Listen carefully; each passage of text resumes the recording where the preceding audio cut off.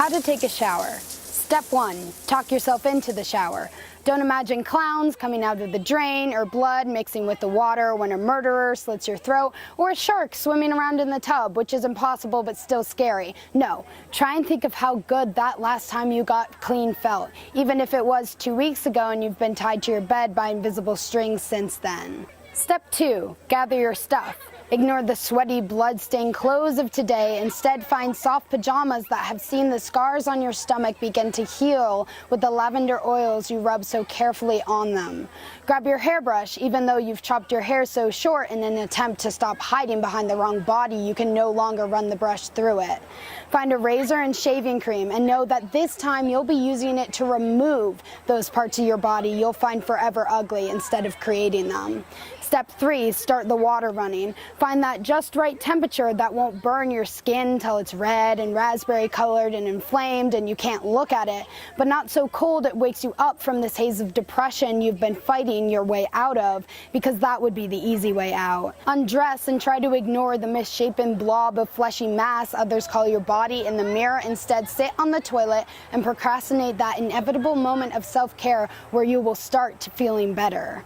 Step 4, step into the shower and close the shades tight. Not so they can't see in, but so you can't see out. Turn the music on and make it loud enough to be distracting, but not the fan, because that would be too loud and make you panic. Ignore the fact that the bathroom wall is the thinnest room in your entire house and your neighbors can probably see through it.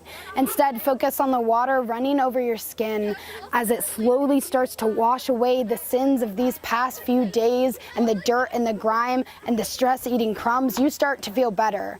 Maybe you use soap, maybe even shampoo and conditioner to get the hairspray out of your hair that's been causing all those headaches, and you tell yourself it feels so good and that you need to do this more often, and maybe you'll even sing a bit to the song playing on your phone across the room, even if the neighbor's here.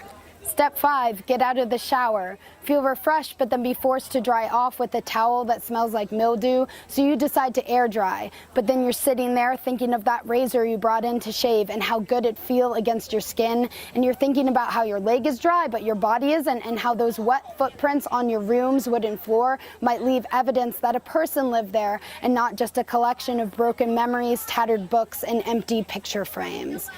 Then you're pulled out of your thoughts by your mother yelling at you for taking too long, and you realize the thing you just wanted to get over with has now taken 2 hours. But the soap remnants on your ass seem to have glued you to the side of the tub, so you sit there another 30 minutes till it dries and you can rip yourself off. Step 6, get dressed in those oh-so-comfortable clothes, wishing they could function as the shield for the outside you so desperately crave them to be. Step 7, you have to clean up your mess before your mother goes to pee before bed, because otherwise there will be one more thing to stress over tomorrow. Don't forget to turn your music off lest you wake her up, but you know she's waiting for the creak of the door to open to get up and yell at you anyway. Step 8, realize you forgot your deodorant and now you have to go get it and put it on, and you see the water still in the tub and your barely wet hairbrush from when you tried to pull it through your non-existent tangle, and it all feels like a dream somehow, even though you just left. Step 9, apologize to your mother for waking her up and taking so long. Then say, I'll be quiet and faster next time, your fingers tied in a complex knot behind your back as you desperately grab at avoiding responsibility. Step 10, go back to your room and lie there exhausted.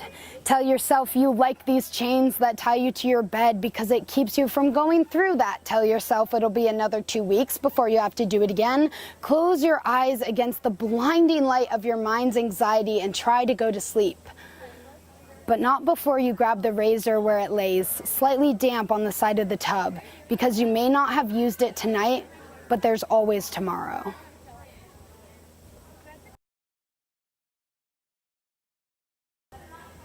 Boom. Yes.